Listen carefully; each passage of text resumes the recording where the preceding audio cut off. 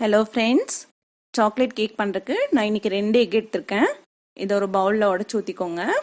இப்போ ஒரு பீட்டர் வச்சு நல்லா பீட் பண்ணணும். உங்ககிட்ட எலக்ட்ரிக் பீட்டர் இல்லாட்டி பரவாயில்ல, நார்மல் பீட்டர் வச்சு கூட நீங்கள் பீட் பண்ணிக்கலாம். இப்போ நான் இதில் 3/4 கப் சுகர் ஆட் பண்ணியிருக்கேன், 1/4 கப் குக்கிங் ஆயில் ஆட் பண்ணியிருக்கேன், plus 1 teaspoon vanilla essence add பண்ணிவிட்டு திரும்பவும் இதை பீட்டர் வச்சு பீட் பண்ணிக்கணும்.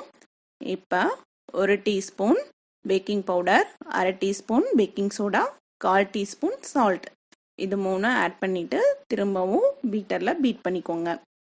இப்போ இதில் 1/4 கப் மில்க் ஆட் பண்ணணும். மில்க் ஆட் பண்ணிவிட்டு ஒரு டைம் இதை பீட் பண்ணிக்கோங்க. அடுத்ததாக நம்ம இதில் 1 கப் மைதா மாவு, 1/2 கப் கோகோ பவுடர் ஆட் பண்ணிவிட்டு ஒரு ஸ்பேச்சுலா வச்சு நல்லா ஃபோல்ட் பண்ணணும். பாருங்கள், நம்ம பேட்டர் இந்த அளவுக்கு கன்சிஸ்டன்சியில் இருக்கணும். அடுத்ததாக ஒரு பேக்கிங் பேனில் நான் கொஞ்சம் பட்டரை ஸ்ப்ரெட் பண்ணியிருக்கேன். அப்புறம் கொஞ்சமாக மைதா மாவு போட்டுட்டு இதை நல்லா இப்படி கோட் பண்ணிக்கோங்க. இப்போ நம்மளோட பேட்டரை இந்த பேக்கிங் பேனில் ட்ரான்ஸ்ஃபர் பண்ணிவிட்டு நல்லா ஸ்ப்ரெட் பண்ணி விட்டுருங்க. ஒரு 2 to 3 டைம்ஸ் இதை நல்லா இப்படி தட்டிக்கோங்க, ஏர் பபிள்ஸ்லாம் போயிடும். இப்போ இதை நான் அவனில் 35 to 40 மினிட்ஸ் பேக் பண்ண போகிறேன். கேக் பேக் ஆயிடுச்சான்னு செக் பண்ணுறதுக்கு இந்த மாதிரி ஒரு ஸ்கியூவர்ஸ் இல்லைன்னா கத்தி இதில் குத்தி பார்த்தீங்கன்னா இப்படி ஒட்டாமல் இருக்கணும். இப்போ கேக்கோட எட்ஜஸை நான் இந்த மாதிரி ஒரு கத்தி வச்சு ஃப்ரீ பண்ணிக்க போகிறேன். ஃப்ரீ பண்ணிவிட்டு நான் இதை ஒரு பிளேட்டில் ட்ரான்ஸ்ஃபர் பண்ண போகிறேன்.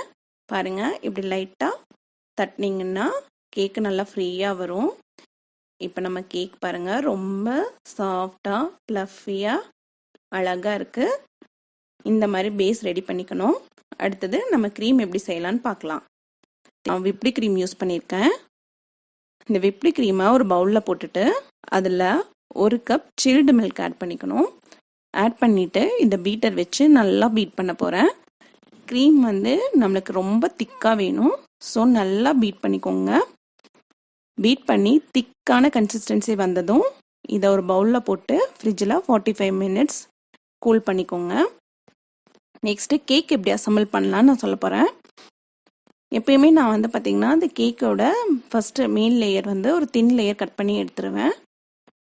அதுக்கப்புறமா கேக்கை 2 லேயராக செப்பரேட் பண்ணிக்கணும். செப்பரேட் பண்ணிவிட்டு அது மேலே சுகர் சிரப்பை தடவணும்.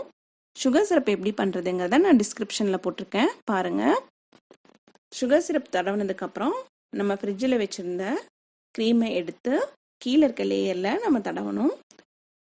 அதை எட்ஜஸ் ஃபுல்லாக தடவிட்டு அதுக்கு மேலே இன்னொரு லேயர் நான் வைக்க போகிறேன்.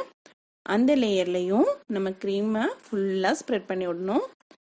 கேக் ஃபுல்லாக க்ரீமை ஸ்ப்ரெட் பண்ணிக்கோங்க.